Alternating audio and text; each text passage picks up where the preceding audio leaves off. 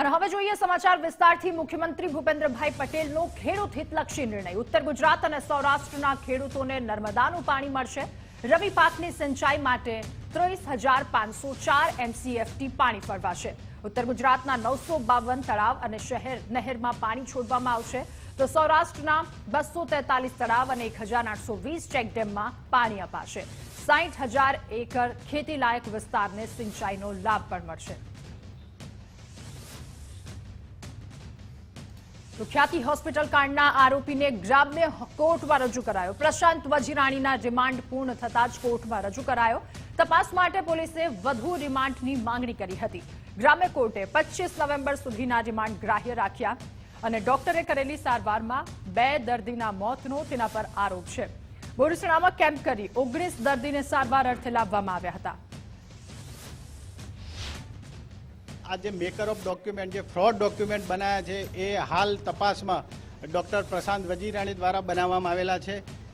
એ fraud document બનાવવા માટે જે પોતાના નામનો સિક્કો બનાવ્યો છે, સિક્કો મળી આવેલ નથી તપાસ દરમિયાન આજ દિન સુધી। તો આ સિક્કા ક્યાં છે એની તપાસ કરવાની હતી। ફ્રોડ ડોક્યુમેન્ટમાં એના હસ્તાક્ષરો મળી આવેલા છે, તો એમના કુદરતી એટલે નેચરલ હસ્તાક્ષર મેળવીને FSLમાં મોકલવાના માટેનો પણ એ તપાસનો મુદ્દો હતો। તો અમદાવાદમાં ખ્યાતિ હોસ્પિટલના કાંડમાં તપાસ તેજ કરી દેવામાં આવી છે। ક્રાઇમ બ્રાન્ચે ફાઉન્ડર કાર્તિક પટેલના ઘરે તપાસ કરી। સિંધુ ભવન પાસે આવેલા અભિશ્રી રેસિડેન્સીમાં તપાસ કરી। દસ્તાવેજી પુરાવા સહિત તમામ ડોક્યુમેન્ટની તપાસ તેમના દ્વારા કરવામાં આવી અને આ કાર્તિક પટેલના ઘરેથી મોંઘી દારૂની બોટલો પણ મળી આવી। દારૂની બોટલ મળી આવી અને ઘરમાંથી જુગાર રમવાના કોઈન પણ કાર્તિક પટેલના ઘરેથી મળી આવ્યા। તો ખ્યાતિ હોસ્પિટલ કાંડ મુદ્દે જેસીપી શરદ સિંઘલનું નિવેદન સામે આવ્યું। આરોપી પ્રશાંત વજીરાણી રિમાન્ડ પર હતા। જેસીપીએ કહ્યું અને એ પણ કહ્યું કે કોર્ટમાં રજૂ કરતા વધુ 4 દિવસના રિમાન્ડ મંજૂર થયા છે। ક્રાઇમ બ્રાન્ચે મેડિકલ ટીમ સાથે રાખી ડોક્યુમેન્ટ્સ જપ્ત કર્યા।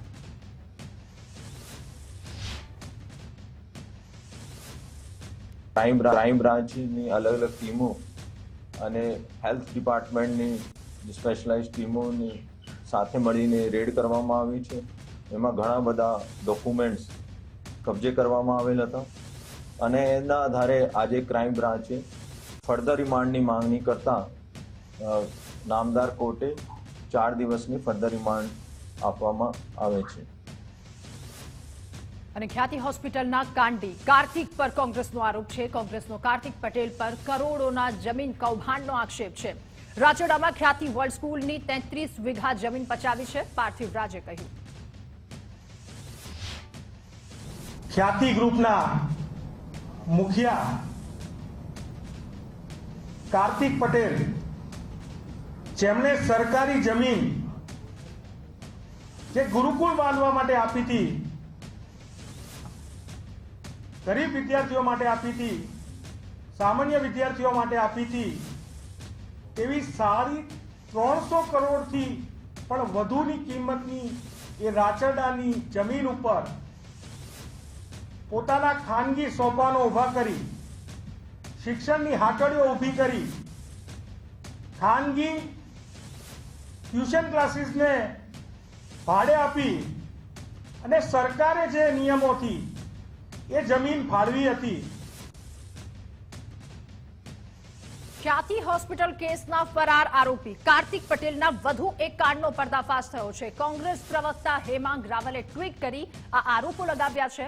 ખ્યાતિ હોસ્પિટલનો ચેરમેન કાર્તિક પટેલ જગન્નાથ મંદિરનો ટ્રસ્ટી છે। હત્યા કેસમાં ભાગેડુ આરોપીને જગન્નાથ મંદિર બરતરફ કરે, આરોપીને ટ્રસ્ટમાંથી બરતરફ કરી ધર્મપ્રેમી જનતાનો વિશ્વાસ જીતે, હેમાંગ રાવલે કહ્યું। ત્યારે ટ્રસ્ટના કથિત જમીન કૌભાંડ અંગે પણ કાર્તિક પટેલની તપાસ કરવાની માંગ।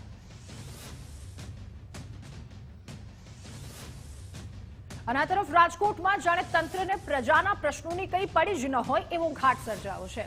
અવારનવાર અનેક પ્રજાલક્ષી મુદ્દાઓ સામે આવ્યા છે, પરંતુ હવે રાજકોટ રેલવે તંત્ર પણ આ હરોળમાં આવી ગયું છે। રેલવે પ્લેટફોર્મ પર લિફ્ટની સુવિધા ન હોવાના કારણે દિવ્યાંગોને હાલાકી ભોગવવાનો વારો આવે છે। રાજકોટ જંકશન ઉપર છેલ્લા ઘણા સમયથી મારી રોજીરોટી અને આજીવિકા ચલાવવા માટે અલગ અલગ જગ્યાએ મારા હાસ્યના કાર્યક્રમો કરવા માટે જાઉં છું। પણ જ્યારે જ્યારે પ્લેટફોર્મ નંબર 4 ઉપર ગાડી આવે ત્યારે અમારું બ્લડ પ્રેશર વધી જાય છે. નથી કોઈ લિફ્ટની સુવિધા કે નથી એક્સિલેટરની સુવિધા, નો દિવ્યાંગો માટે કે નો સિનિયર સિટીઝન લોકો માટે, વડીલો માટે. તો નથી કોઈ બેટરી કારની સગવડ, બેબી કારની સગવડ. તો મારી સરકારને વિનંતી છે કે પ્લીઝ મહેરબાની કરી અને મોટા મોટા વિકાસના દાવા પછી કરજો, પહેલાં સામાન્ય માણસ માટે કંઈક સરખી વ્યવસ્થા કરો. તો રાજકોટ રેલવે તંત્રમાં લોલમલોલ ચાલી રહી છે. તંત્રની બેદરકારીના કારણે લોકો હાલાકી ભોગવી રહ્યા છે. દિવ્યાંગો અને વૃદ્ધો સીડી ચડવા માટે મજબૂર બન્યા. રેલવે પ્લેટફોર્મ નંબર 4 અને 5 પર લિફ્ટ નથી. પૂર્વ નેવી પેટી ઓફિસરે 1 ફેબ્રુઆરી 2024ના રોજ ટ્વીટ કર્યું હતું. ઓફિસર મનન ભટ્ટ કે જેમણે લિફ્ટને લઈને ટ્વીટ કર્યું હતું અને લિફ્ટને લઈને ડીઆરએમએ ટ્વીટનો જવાબ પણ આપ્યો હતો. ફેબ્રુઆરી 2024 એટલે આજ વર્ષના ફેબ્રુઆરી મહિનામાં મેં ટ્વીટ કર્યું હતું કે હું પોતે ટ્રાવેલ કરવા ગયો ને ત્યારે મેં એક વિકલાંગ છોકરો, દિવ્યાંગ છોકરો મારી સામે એ લેડર ઉતરતા જોયો ત્યારે મને અનુભવાયું. આ બાબતે મારા ફાધરે પણ મને 2 થી 3 વાર કહેલું છે.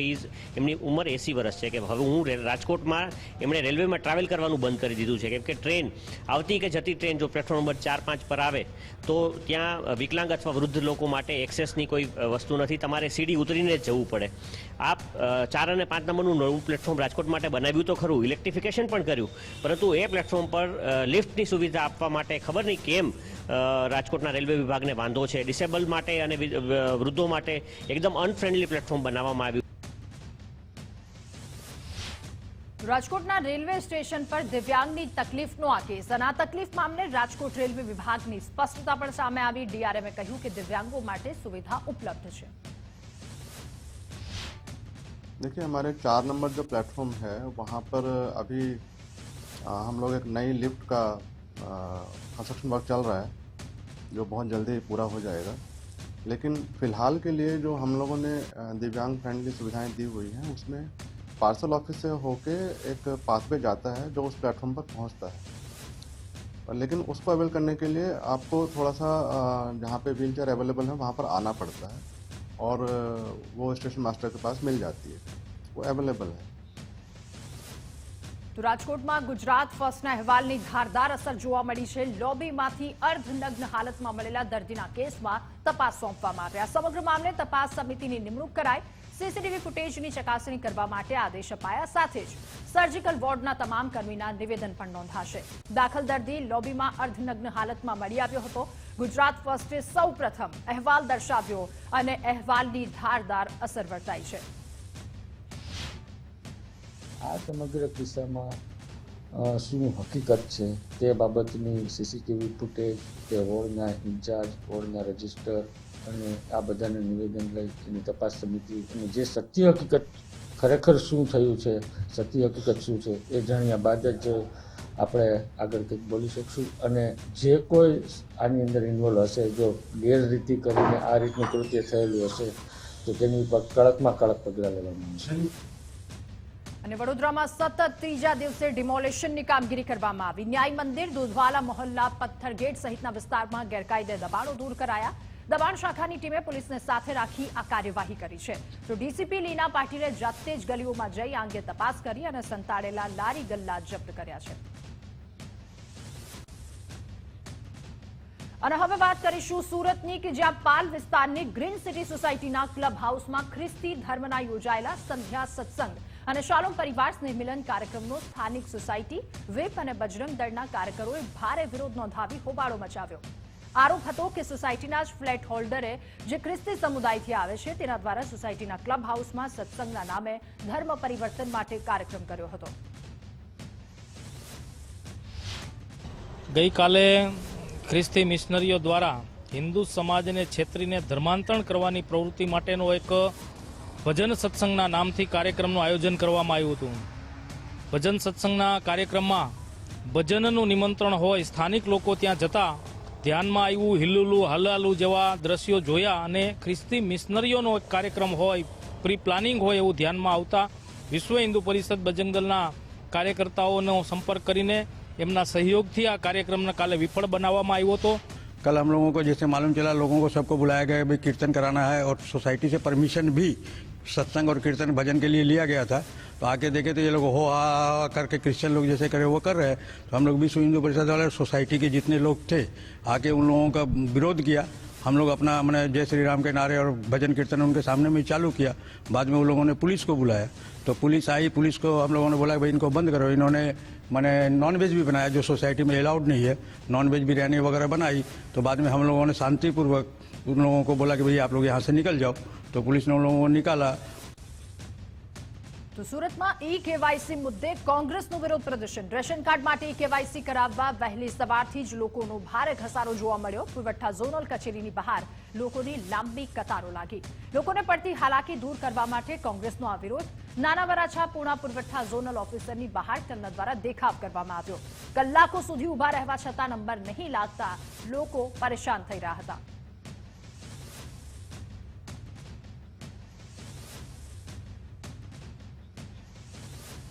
સુરતના ગોડાદરામાં કોંગ્રેસ કાર્યકરોની અટકાયત કરવામાં આવી। ગોડાદરા પુરવઠા ઝોનલ કચેરીની બહાર વિરોધ કરતા ટીંગાટોળી કરી લઈ જવાયા।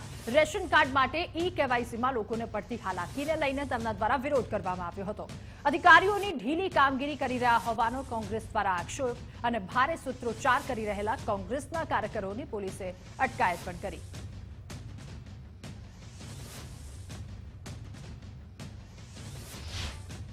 અને જે દયનીય પરિસ્થિતિ જો ઓફિસ જોઈને અમે કલેક્ટર શ્રી સૌરભ પારગીજી અને આરએસી વિજય રબારી સાહેબને જે રજૂઆત કરી કે તમે કલેક્ટર તરીકે અહીંયા એકવાર વિઝિટ કરો, તાત્કાલિક અસરથી આ ઓફિસ વૈકલ્પિક ઓફિસ તરીકે સુરત મહાનગરપાલિકાનો જ્યાં કમ્યુનિટી હોલ હોય એવી જગ્યા કેવાયસીનો કાર્યક્રમ ચાલુ રાખો।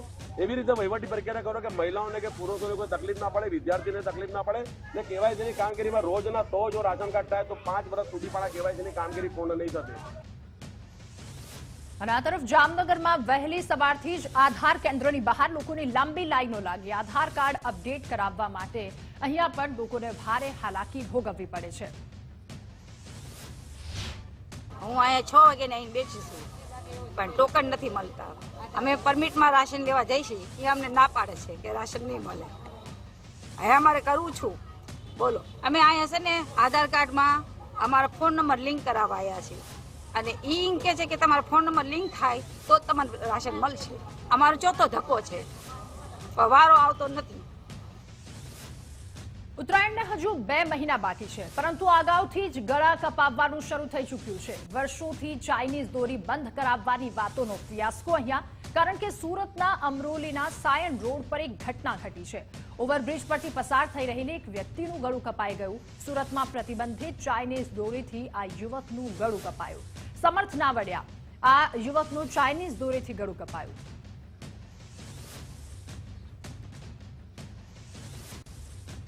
તો સુરતના બારડોલી તાલુકાના ભામૈયા ગામની સીમમાંથી રઝળતી હાલતમાં ઢગલો બ્લડ સેમ્પલની ટ્યુબો મળી આવી છે। રસ્તા પરથી જ અંદાજિત 800 જેટલી બ્લડ સેમ્પલની ટ્યુબો બિનવારસી હાલતમાં મળી આવતા તંત્ર દોડતું થયું। મને કોલ આવેલ કે ભમૈયા અને મોરીની વચ્ચે રસ્તા પર કોઈ બ્લડ સેમ્પલની ટ્યુબ પડેલી હોય તો અમે સ્થળ મુલાકાત લીધી છે। ત્યાં લગભગ 700-800 જેટલી બહાર પડેલી છે ટ્યુબ। બ્લડ કલેક્શન જે લેબોરેટરીમાંથી કરતા હોય તે અને 3 પોટલા જોવા મળેલ છે। તો એના વિશે અમે તપાસ કરી રહેલ છે અને પોલીસ સ્ટેશનમાં પણ જાણ કરેલ છે। એટલે જે કોઈ ગુનેગાર હશે તો એના વિશે આ બાયોમેડિકલ વેસ્ટના ગમે ત્યાં નાખવા બાબતે જે ગુનો દાખલ થાય છે એ બાબતે કાર્યવાહી કરીશું। કે આ કોઈ બેદરકારી દાખવી છે તો એના ભાગરૂપે આરોગ્ય અધિકારી જિલ્લાના એમને જાણ કરી અને ડેપ્યુટી કલેક્ટર જિજ્ઞાબેનને જાણ કરી, પોલીસ વિભાગને જાણ કરી અને મારી સાથે મોરી ઉતરેલના ડેપ્યુટી સરપંચ બળદેવભાઈ તથા તાલુકા કોંગ્રેસ સમિતિના પ્રમુખ અનુપભાઈ સહિતના આગેવાનોએ ઉપસ્થિત રહીને જે કોઈ આ કૃત્ય કર્યું છે એના પર કડકમાં કડક પગલાં લે એવી અમે માંગણી કરી છે અને અધિકારીઓ તપાસ માટે અહીંયા આવ્યા છે। આ તરફ બનાસકાંઠાના પાલનપુરમાં ભેખડ ધસી પડતા એકનું મોત નીપજ્યું છે। જગાણા નજીક ભેખડ ધસી પડતા 2 શ્રમિકો દટાયા હતા। ગેસની પાઇપલાઇનની કામગીરી દરમિયાન આ ઘટના ઘટી। સંજુ અને પાર્થ દત્તા નામના 2 શ્રમિકો માટીમાં દટાયા અને આ બંને શ્રમિકને 108 મારફતે સિવિલ હોસ્પિટલ ખસેડાયા। મૃતક શ્રમિકના મૃતદેહને પોસ્ટમોર્ટમ અર્થે ખસેડવામાં આવ્યો।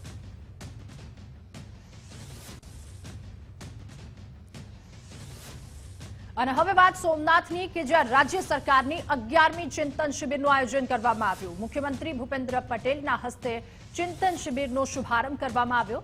ગૃહ રાજ્યમંત્રી હર્ષભાઈ સંઘવી, કૃષિ મંત્રી રાઘવજી પટેલ આ ચિંતન શિબિરમાં ઉપસ્થિત. કેબિનેટ મંત્રી ઋષિકેશ પટેલ પણ ચિંતન શિબિરમાં હાજર રહ્યા. ત્યારે 23 તારીખ સુધી 3 દિવસીય ચિંતન શિબિરનું આયોજન કરવામાં આવ્યું છે.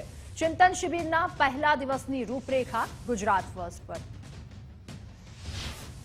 આદરણીય પ્રધાનમંત્રી મોદી સાહેબ જ્યારે ગુજરાતના મુખ્યમંત્રી હતા એ સમયે એમને કાર્ય વ્યવસ્થા પ્રણાલીની કાર્ય સંસ્કૃતિને એક નવી દિશા આપવાનો પ્રયત્ન, એટલે સમગ્ર ગવર્નન્સ બોડી એકઠું થઈ અને ગુજરાતના હિતમાં અને તમામ બાબતોને આવરી લેતા અને ઝડપી વિકાસ માટે અને લોકોની સુખાકારી માટેની હંમેશા માટે એ ચિંતન શિબિરો યોજતા. આજે આદરણીય ભૂપેન્દ્રભાઈ પટેલના નેતૃત્વમાં રાજ્ય સરકાર આ 11મી ચિંતન શિબિરનું આયોજન સોમનાથ દાદાની સાનિધ્યમાં કર્યું છે, જેની અંદર ગવર્નન્સ બોડીના આદરણીય ભૂપેન્દ્રભાઈ પટેલ સાહેબ, મુખ્યમંત્રી મંત્રીમંડળના સદસ્યો, વરિષ્ઠ સચિવો, ખાતાના વડાઓ, જિલ્લા કલેક્ટર અને જિલ્લા વિકાસ અધિકારી શ્રી, આમ સમગ્ર જે પ્રશાસનિક બોડી કહેવાય એવા તમામ અધિકારીઓ સાથે મળી મનન અને ચિંતન પણ કરશે. ગઈ વખતે જે ચિંતન કર્યું હતું, જે બ્રેન સ્ટોર્મિંગ કર્યું હતું, એમાં ક્યાં સુધીના ગોલ આપણે અચીવ કરી શક્યા, ક્યાં સુધી પહોંચી શક્યા, એની પણ આપણે ચિંતા કરવાના છીએ. તો વાવ બેઠકની પેટા ચૂંટણીનો જંગ આ વખતે ખૂબ વધારે રસપ્રદ રહ્યો અને આને લઈને કોંગ્રેસના ઉમેદવારની પ્રતિક્રિયા સામે આવી છે. ગુલાબસિંહ રાજપૂતે વાવની જનતાનો આભાર માન્યો. પેટા ચૂંટણીમાં કોંગ્રેસની જીતનો આશાવ્યાત પણ તેમણે વ્યક્ત કર્યો છે. 70%થી વધુ મતદાન બદલ જનતાનો આભાર ગુલાબસિંહે કહ્યું અને એ પણ કહ્યું કે ભાજપને ઉમેદવાર મૂકવામાં ફાંફા પડ્યા. વાવ વિધાનસભાની દેવતુલી જનતાનો આભાર માનું છું. માવજીભાઈ ચૂંટણી લડ્યા છે, એક વડીલ છે મારા, એટલે વર્ષોથી હું જ્યારે મારો જન્મ નહોતો થયો ને ત્યારના રાજકારણમાં સ્પીડ રાજકારણી છે. જેટલી પણ 7 ચૂંટણી લડ્યા એ ક્યાંક ને ક્યાંક આમને સામે અમે ચૂંટણીઓ લડ્યા છીએ. તેમ છતાં એમના માટે માન છે, સન્માન છે અને રહેવાનું.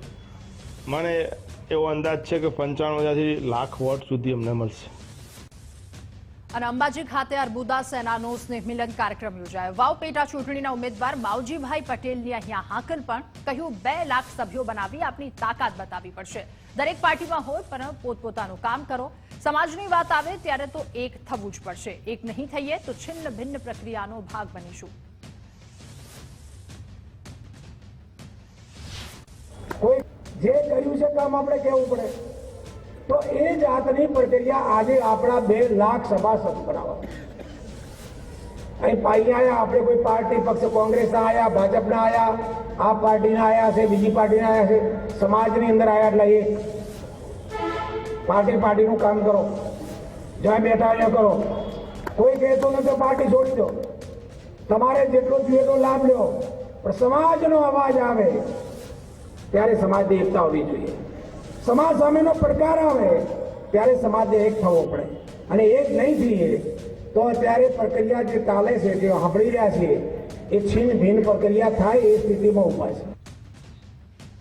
અને ગુજરાત કોંગ્રેસના મહિલા પ્રદેશ કાર્યકારી અધ્યક્ષ તરીકે ગીતા પટેલની નિમણૂક કરવામાં આવી. ઓલ ઇન્ડિયા મહિલા કોંગ્રેસના અધ્યક્ષ અલકા લાંબાએ નિમણૂક કરી છે. ગીતા પટેલને સદસ્યતા અભિયાનના પ્રભારી પણ બનાવવામાં આવ્યા. હાલ ગુજરાત મહિલા કોંગ્રેસના પ્રમુખ તરીકે જેની ઠુમ્મર કાર્યરત છે.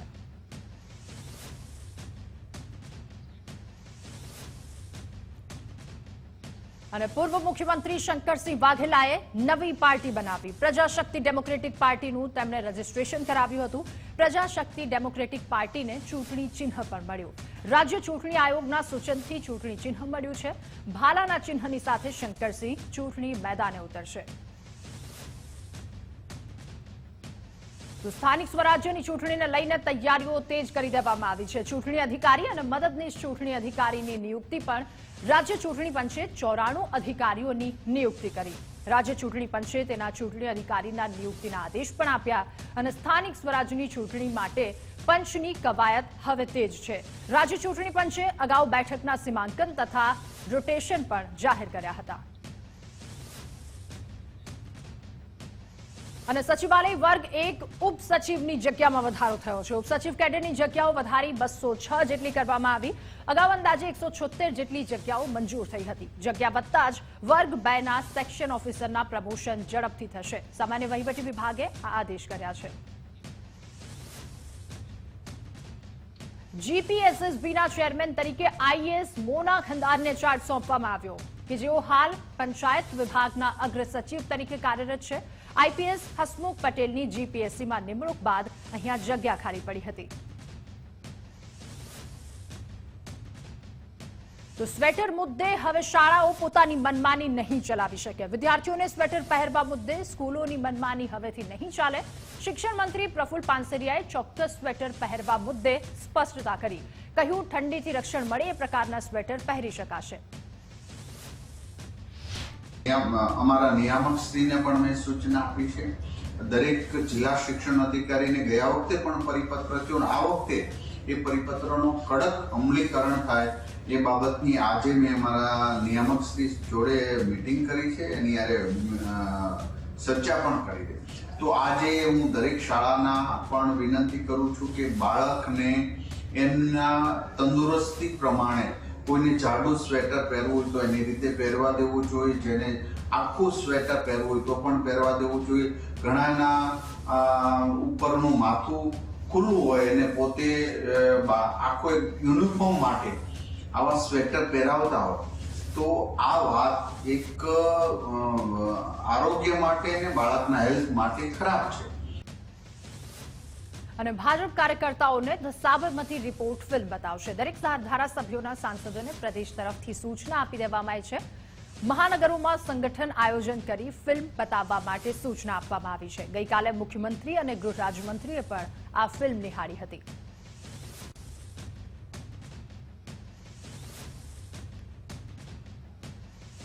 તો પોરબંદરના દરિયા કિનારે ભારતીય નેવી દ્વારા સી વિજિલના ઓપરેશન આયોજન કરવામાં આવ્યું. દરિયા કિનારે દર વર્ષે સાગર સુરક્ષા કવચનું આયોજન કરાય છે. વર્ષ 2018થી સી વિજિલ દરિયાઈ સુરક્ષા પ્રેક્ટિસનું આયોજન કરવામાં આવે છે. આ દરિયાઈ ડિફેન્સ પ્રેક્ટિસમાં નેવી, કોસ્ટગાર્ડ, પોલીસ અને IB, custom, light house, marine તથા પોલીસ સહિતની એજન્સીઓ 36 કલાકના ઓપરેશનમાં ભાગ લે છે. सारे सिक्योरिटी स्टेक होल्डर्स अब बहुत मिलजुल कर सिनर्जी के साथ और कोऑर्डिनेशन के साथ काम करते हैं. बट आप लोगों को ये जानना जरूरी है कि इसमें बहुत सारे स्टेक होल्डर्स होते हैं. ये सिर्फ नेवी, कोस्ट गार्ड नहीं होती है जो कि सीवर्ड सिक्योरिटी और सीवर्ड डिफेंस के लिए रिस्पॉन्सिबल होती है. इसमें और भी बहुत सारे स्टेक होल्डर्स होते हैं. कुछ You must be aware that exercise CBG is a pan-Indian exercise we conduct along the entire coast. यहाँ पे सारे के सारे coastal states 6 ministries involved हैं. Ministry of Defence lead करते हैं. ખ્યાતિ હોસ્પિટલના કેસમાં ક્રાઇમ બ્રાન્ચની તપાસનો ધમધમાટ ચાલી રહ્યો છે. આરોપી ડોક્ટર સંજય પટોલિયાના નિવાસસ્થાન પર તપાસ કરવામાં આવી રહી છે. સી બ્લોકના 303 નંબરમાં તપાસ. ઘરના વ્યક્તિઓની પૂછપરછ કરવામાં આવી. આરોપી ગુજરાતમાં જ છુપાયો હોવાની શક્યતા હાલ વ્યક્ત કરવામાં આવી રહી છે. અલગ અલગ ટીમ દ્વારા તપાસ ચાલી રહી છે. મુખ્ય 4 આરોપીઓના નિવાસસ્થાને હાલ ક્રાઇમ બ્રાન્ચ દ્વારા તપાસ કરવામાં આવી રહી છે.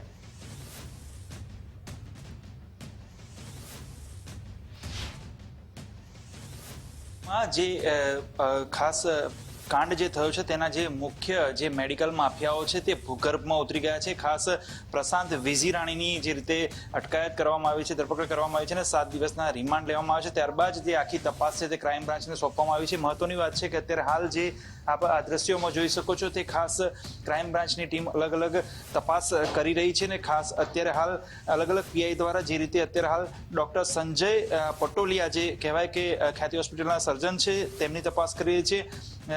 કાર્તિક પટેલના ત્યાં તપાસ ચાલી રહી છે. ચિરાગ રાજપૂતને ત્યાં તપાસ ચાલી રહી છે અને કે રાજશ્રી કોઠારીને ત્યાં તપાસ ચાલી રહી છે. આ ચારેય જે છે તે અત્યારે હાલ ભૂગર્ભમાં ઉતરી ગયા છે. પરંતુ જે રીતે આ ખ્યાતિ હોસ્પિટલમાં દર્દીઓને જે લાવવામાં આવે છે ને તેમની ટેસ્ટ કર્યા બાદ જે આયુષ્યમાન કાર્ડ દ્વારા જે આખી જે સર્જરી કરવામાં આવે છે અને આ સર્જરીનો કૌભાંડ ખાસ બહાર આવ્યું છે.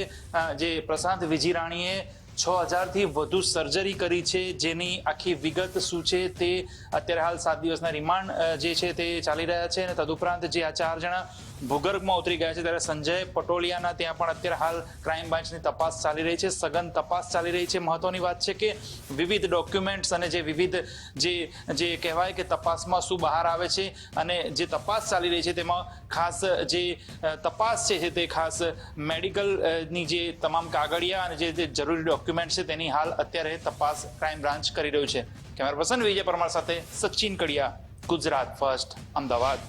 ક્રાઇમ બ્રાન્ચની ટીમ અત્યારે હાલ તપાસ કરી છે. ખાસ ખ્યાતિ હોસ્પિટલ મેડિકલ માફિયાઓની જે ઘરે છે, તેમના ઘરે જે અત્યારે હાલ અંડરગ્રાઉન્ડમાં જે 4 લોકો ઉતરી ગયા છે તેને દ્વારા જે અત્યારે હાલ ખાસ તપાસ કરવામાં આવી રહી છે. ક્રાઇમ બ્રાન્ચની ટીમ અત્યારે તપાસમાં છે.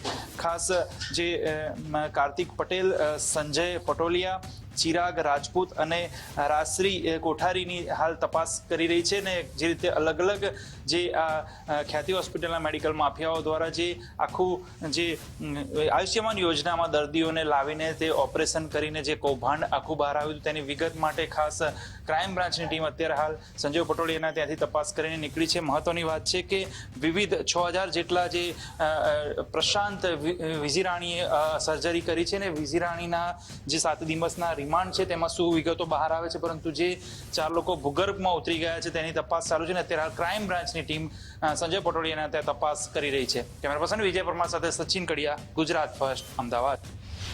તો ક્રાઇમ બ્રાન્ચે તપાસનો ધમધમાટ શરૂ કર્યો છે. અમદાવાદ ખ્યાતિ હોસ્પિટલ કાંડમાં ફાઉન્ડર કાર્તિક પટેલના ઘરે પણ ક્રાઇમ બ્રાન્ચની તપાસ. સિંધુ ભવન પાસે આવેલા અભિશ્રી રેસિડેન્સીમાં તપાસ કરવામાં આવી. દસ્તાવેજી પુરાવા સહિત તમામ ડોક્યુમેન્ટની તપાસ. કાર્તિક પટેલના ઘરેથી મોંઘી દારૂની બોટલો પણ મળી આવી અને ઘરમાંથી જુગાર રમવાના કોઈન પણ.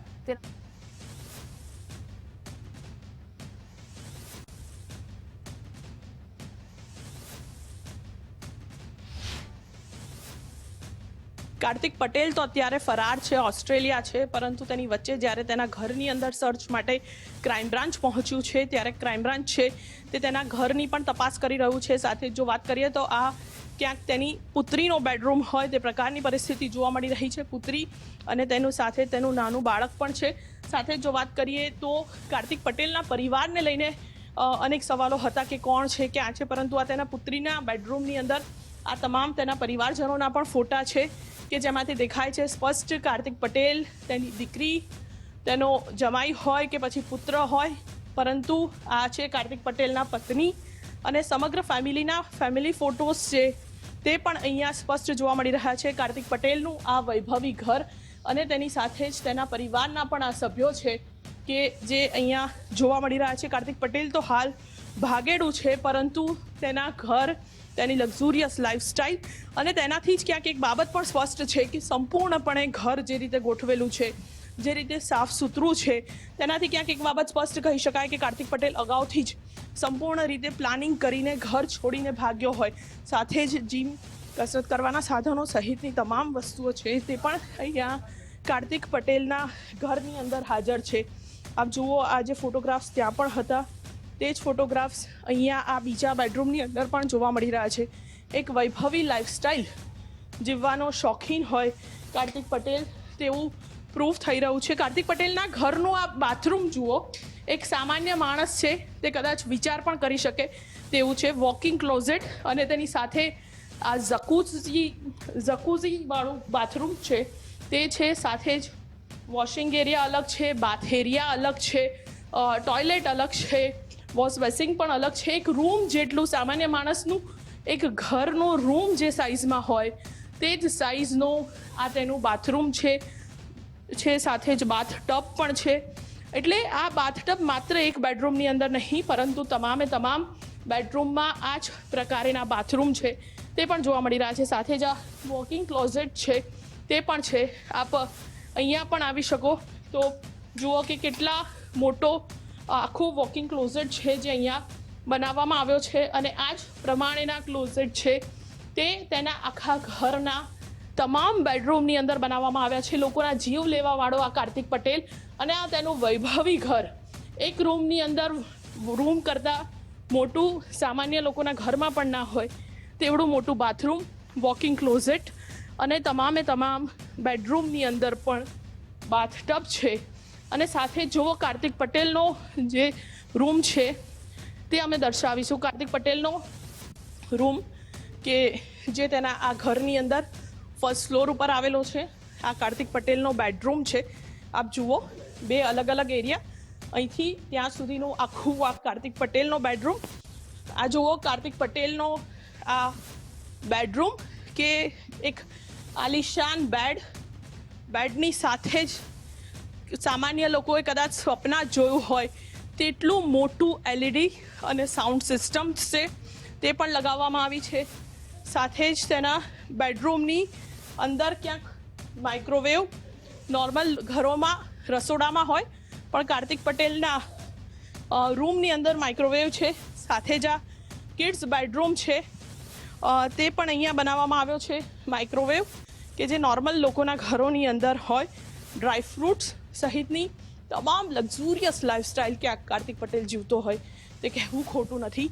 તેની સાથે જ આ કિડ્સ બેડરૂમ કે જે પણ જુઓ, બેડરૂમની સાથે જ કિડ્સ બેડરૂમ કે જેથી દીકરાના કે દીકરીના બાળકો હોય તે અહીંયા રહી શકે, તેમના પ્લેઇંગ ગેમ્સ અને તમામ વસ્તુઓ. સાથે જ અહીંયાથી નીચેનો બેડરૂમ ગ્રાઉન્ડ ફ્લોર ઉપર આવેલો જે હોલ એરિયા છે તે પણ જોઈ શકાય. સાથે જ આ કાર્તિક પટેલના રૂમની અંદરથી જ આ કનેક્ટેડ છે ચિલ્ડ્રન બેડરૂમ.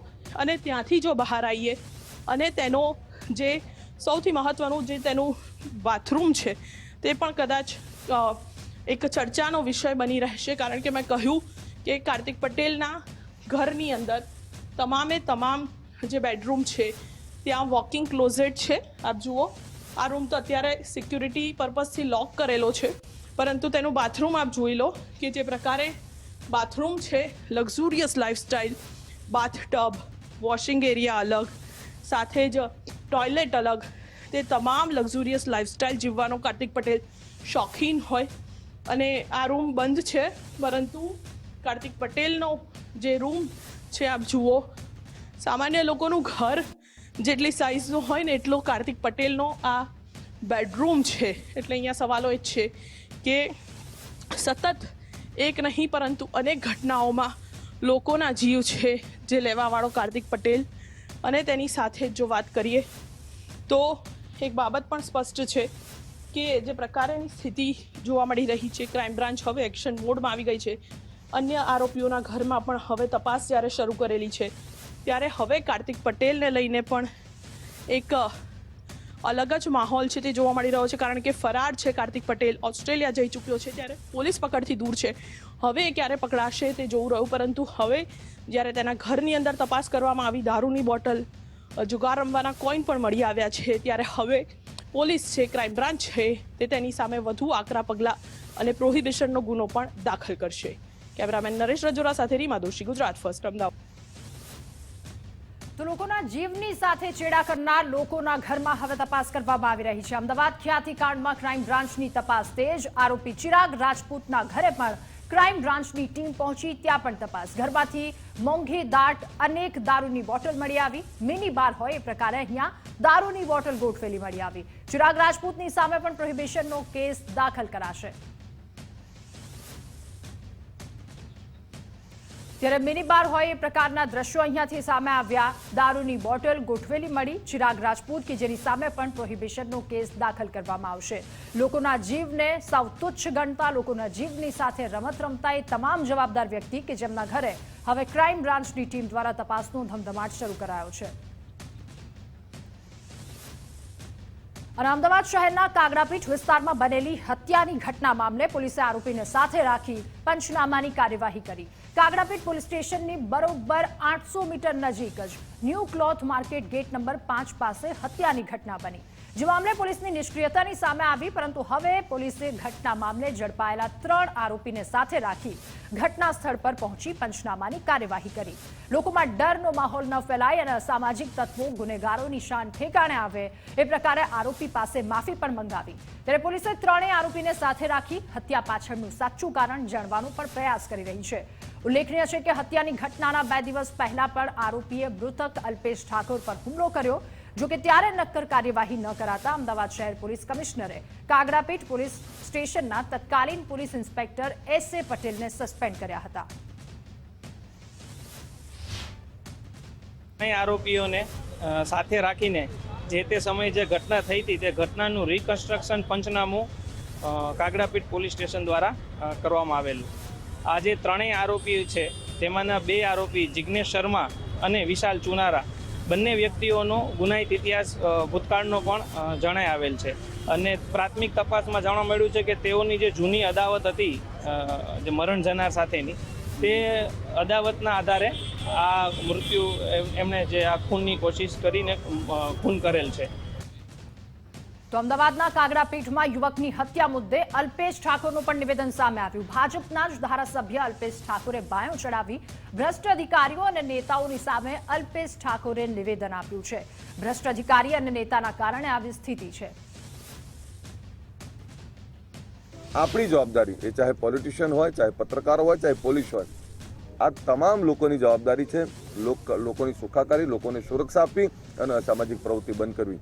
એ મીડિયા પણ ત્રીજું નેત્ર છે. મીડિયાએ પણ ત્રીજું નેત્ર હંમેશા ખુલ્લું રાખવું પડે.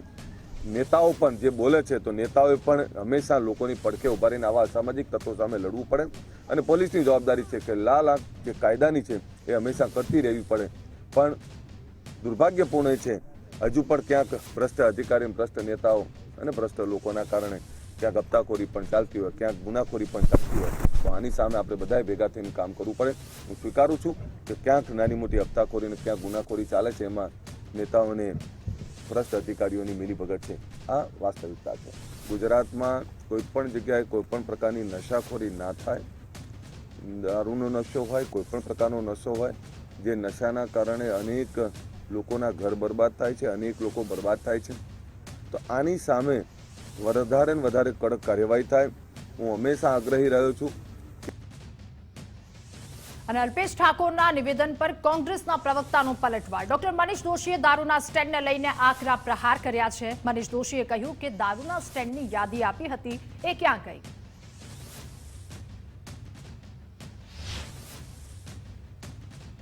ભારતીય જનતા પાર્ટીમાં ગયા પછી પેલા સામાજિક આંદોલન વખતે એમને દારૂની આખી યાદી આપી હતી. સ્ટેન્ડ ક્યાં ચાલે છે, કઈ જગ્યાએ એના મોટા પાયે ચાલી રહ્યા છે ગુજરાતમાં, એ યાદી ક્યાં છે? એ તો સચિવાલયમાં, સ્વયં સંકુલમાં, કોઈ તિજોરીમાં પેક થઈ ગઈ છે.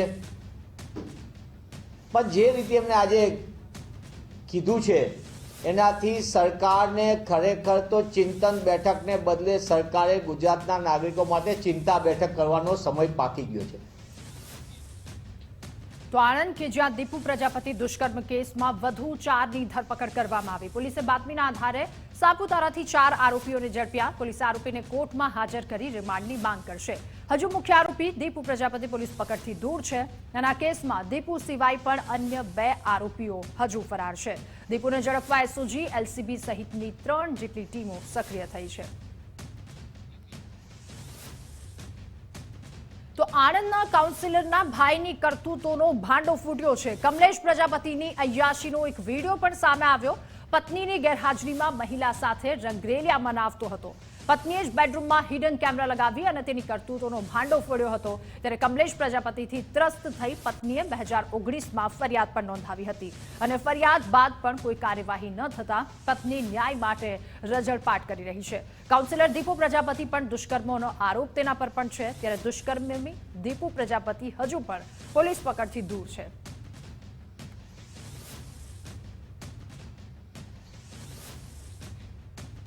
અને વડોદરામાં પૂર્વ કોર્પોરેટરના પુત્રની હત્યામાં તપાસનો ધમધમાટ શરૂ કરી દેવાયો છે. પોલીસે સયાજી હોસ્પિટલમાં ઘટનાનું રિકન્સ્ટ્રક્શન કર્યું.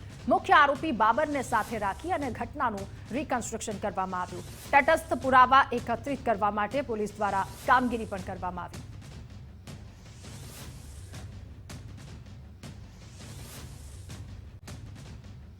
વડોદરામાં તપન પરમાર હત્યા કેસના આરોપીને કોર્ટમાં રજૂ કરાયા. સલમાન ઉર્ફે સોનુ હબીબ ખાન પઠાણ, વસીમ મંસૂરીના રિમાન્ડ પૂર્ણ. ઝડપાયેલા 9 પૈકી 3 આરોપીઓને કોર્ટમાં રજૂ કરવામાં આવ્યા. 3 આરોપીઓના 1 દિવસના રિમાન્ડ પૂર્ણ થતા તેમને કોર્ટમાં રજૂ કરાયા. નામદાર કોર્ટે 3 આરોપીઓને જેલમાં ધકેલી દેવા માટે હુકમ કર્યો.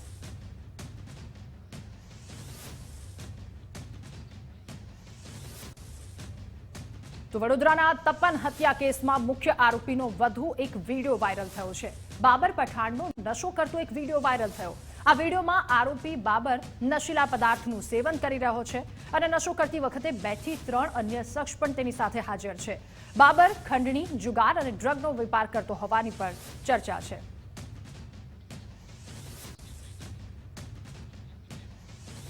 અને વડોદરામાં પૂર્વ કોર્પોરેટરના પુત્રની હત્યાના કેસમાં સૌથી મોટી કાર્યવાહી કરવામાં આવી. કારેલીબાગ પોલીસ મથકના તમામ સ્ટાફની બદલી. પોલીસ મથકના પીઆઈ, પીએસઆઈ સહિત 17 જેટલા કર્મીઓની બદલી કરાઈ. પીઆઈ ડીવી બલદાણિયાની મિસિંગ સેલમાં બદલી કરવામાં આવી તો પીઆઈ KH મડિયાની પણ ટ્રાફિક શાખામાં બદલી કરાઈ. MM વ્યાસ કે જે કારેલીબાગ પોલીસ મથકના નવા પીઆઈ બન્યા. શહેરના પીઆઈ મથકના પીઆઈની પણ આંતરિક બદલી કરાઈ.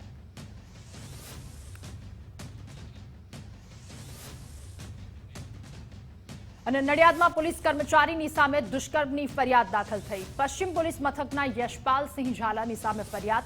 ફેસબુકના માધ્યમથી પરિણીતા સાથે તે સંપર્કમાં આવ્યો. યશપાલસિંહે પરિણીત હોવા છતાં યુવતીને અંધારામાં રાખી લગ્નની લાલચ આપી પરિણીતા સાથે શારીરિક સંબંધો પણ બાંધ્યા. આરોપી પરિણીત હોવાનું બહાર આવતા પોલીસ ફરિયાદ નોંધાઈ અને પોલીસે યશપાલસિંહની અટકાયત કરી કાર્યવાહી હાથ ધરી. ખેડા જિલ્લામાં ફરજ બજાવતા એક પોલીસ કર્મચારી યશપાલસિંહ કિશોરસિંહ ઝાલા નામ સાથે ફેસબુક ઉપર જે ફ્રેન્ડ રિક્વેસ્ટ આવેલી એ રિક્વેસ્ટ એક્સેપ્ટ કરેલી અને ત્યારબાદ આ જે મહિલા છે તે અને આ પોલીસ કર્મચારી બે અવારનવાર કન્સર્નથી મળતા હતા. અને બહુચર્ચિત ઇસ્કોન અકસ્માત કેસમાં આરોપી તથ્ય પટેલને હાઈકોર્ટની રાહત નહીં. હાઈકોર્ટે તથ્ય પટેલને જામીન માટે અરજી ફગાવી. ટ્રાયલ કોર્ટમાં અરજી કરવા આરોપીને હાઈકોર્ટે છૂટ આપી. ભરૂચની વાત કે જ્યાં અંકલેશ્વરમાં લેડી ડોન પલ્લવી પાટીલની કરતૂત સીસીટીવી કેમેરામાં કેદ થઈ છે. ગાર્ડન સિટીમાં ગાડી સળગાવી દેવાના સીસીટીવી ફૂટેજ સામે આવ્યા. 2 મહિલા જ્વલનશીલ પ્રવાહી નાખી અને સળગાવી રહી હોવાના દ્રશ્યો સામે આવ્યા છે. પલ્લવી પાટીલ છે એનું નામ. અમે એપ્રોસિટીનો એની પર કેસ મૂકેલો હતો. એ બાબતે એને ખબર પડતા અમે લોકોને ગઈકાલે એટલી ખરાબ રીતે અમારી ગાડીને ઈજા કરી છે. એણે સાની વરે પેટ્રોલ છાંટ્યું છે કે શું છાંટ્યું છે એ અમને નથી ખબર, પણ અમારી ગાડીને એણે જ સળગાવી છે. એ જે અમારી ગાડીને પેટ્રોલ કે કોઈ બી પ્રવાહી વડે અમારી ગાડીને સળગાવી નાખી છે અને અમારી ગાડી CNG હોવાથી અમારા ઘરને બી નુકસાન થઈ શકત અને અમારી આખી સોસાયટીને નુકસાન થઈ શકત. અને આ તરફ સુરતમાં ચેઇન સ્નેચિંગના આરોપીને પોલીસે ધરપકડ કરી. 19મી નવેમ્બર મોડી રાત્રે ચેઇન સ્નેચિંગનો બનાવ બન્યો હતો. મહારાષ્ટ્રથી આવેલ મહિલાનું પર્સ ઝૂંટવી આરોપીઓ નાસી ગયા હતા. પર્સમાં રોકડ રૂપિયા અને દાગીના હોવાથી તેમણે ફરિયાદ નોંધાવી. જોકે ત્યારબાદ હવે પોલીસ દ્વારા કાર્યવાહી. કપલ રાત્રે બોમ્બેથી સુરત આવેલા હતા અને રેલવે સ્ટેશનથી ઉતર્યા બાદ પોતાના ઘરે જતા હતા. એ દરમિયાન કબીર રેસ્ટોરન્ટ ક્રોસ કરતા હતા. એ વખતે બાઇક ઉપર 2 માણસ આવી અને બેનના હાથમાંથી પર્સ ખેંચીને ભાગી ગયેલા, જેની અંદર સોનાના ઘરેણા અને અમુક રોકડા રૂપિયા એમ કુલ 3,68,000નો ગુનો દાખલ તાત્કાલિક કરેલો હતો. અને રાજકોટમાં ઓનલાઈન ગેમિંગ એપમાં હારી જતા યુવકે આપઘાત કર્યો. 20 વર્ષીય કૃષ્ણા પંડિત નામના યુવકે પૈસા હારી જતા જીવન ટૂંકાવ્યું. રાજકોટ શહેરના નાગેશ્વર જૈન દેરાસર પાસેની આ ઘટના સામે આવી. તો સોશિયલ મીડિયામાં ફેમસ થવાની ઘેલછા અવારા તત્વોને કાયદાનો બિલકુલ ડર નથી રહ્યો. રાજકોટ શહેરમાં ફરી લોકઅપનો એક વિડીયો વાયરલ થયો. પોલીસ લોકઅપમાં રીલ બનાવી અને એક વિડીયો તેના દ્વારા વાયરલ કરવામાં આવ્યો. વિડીયો કયા પોલીસ મથકનો છે એ અંગે પુષ્ટિ નથી. વાયરલ વિડીયોની ગુજરાત ફર્સ્ટ પુષ્ટિ નથી કરતું. અને ભુજના યુવકને બંદૂકની સાથે ફોટા પડાવવા ભારે પડ્યા. બંદૂકની સાથે ફોટા પાડી ઇન્સ્ટાગ્રામમાં પોસ્ટ કર્યા હતા. ફોટો પોસ્ટ કરતા ભુજના મુદીસા શેખની સામે ફરિયાદ દાખલ થઈ છે. વડોદરા શહેરમાં કોર્પોરેશનના IT વિભાગ દ્વારા કોર્પોરેશનના વાહનો ક્યાં ફરે છે, કેટલા સમય રોકાય છે તેની માહિતી માટે 77 લાખ રૂપિયા ખર્ચે વાહનોમાં GPS સિસ્ટમ લગાવી છે. તેમ છતાં કોર્પોરેશનના 2 ડ્રાઈવરો ડીઝલ ચોરી કરવામાં સફળ થયા. એ વાત તો એ છે કે GPS સિસ્ટમ ચાલે છે ખરું, કારણ કે ચારે બાજુ ચોરીઓ તો થાય છે, એટલે GPS સિસ્ટમનો મતલબ શું થયો? સવાલ એ છે કે તમે ચોરી કરતા પકડાય બી તમે તો પકડ્યા જ નથી. કોર્પોરેશન પેટ્રોલ કેટલું ભરાય છે ને વ્હીકલ કેટલું ચાલે છે આ ઇનડાયરેક્ટ વેથી આ સોફ્ટવેરથી ખબર પડે છે. સેન્સર બેઝ સોફ્ટવેર નથી લગાડ્યા કારણ કે ઘણા કોસ્ટલી પડે એવા છે, પણ એક સામાન્ય અંદાજ આપણને આવી શકે. ડીઝલ ચોરીના કૌભાંડમાં જે ડ્રાઈવર પકડાય એને સસ્પેન્ડ કરી દેવામાં આવે છે અને બાલાજી સિક્યોરિટીઝ કંપની છે એને પણ 2.5 લાખ રૂપિયાની નોટિસ આપી દેવામાં. સુરેન્દ્રનગરના થાન તાલુકાના એક ગામની સીમમાં થોડા દિવસ પહેલા 3 જેટલા સભ્યોની હત્યાનો બનાવ બન્યો હતો, જે બનાવમાં પોલીસે 6 આરોપીઓની ધરપકડ કરી. ત્યારે હત્યામાં સંડોવાયેલા તમામ આરોપીઓને કડક સજા આપવામાં આવે તેવી પરિવારજનોએ માંગ કરી છે. સાસણા વાડીની સીમમાં વાડી વાવતા હતા અને મારા પિતા, મારા માતા અને મારા ભાઈ શ્રીનું મૃત્યુ નિપજાવેલ છે અને અમારી માંગણી એવી છે કે એમને આરોપીને કડકમાં કડક સજા આપે અને બીજું કે યોગ્ય વળતર આપે અને અમને ઘરે જઈ શકતા નથી એટલે હથિયાર અથવા કોઈ પરવાનગીનું લાયસન્સ આપે. અને અમારી માંગણી સર્વ સમાજની માંગણી એવી છે કે પીડિત પરિવારને જલ્દીમાં જલ્દી એનો ન્યાય મળે અને આ કેસને ફાસ્ટ ટ્રેકમાં ચલાવી અને કડકમાં કડક સજા થાય અને પીડિત પરિવારને કે જેઓ એક સાથે 3 એમના જીવ ગુમાયા છે તે લોકોને ન્યાય આપે અને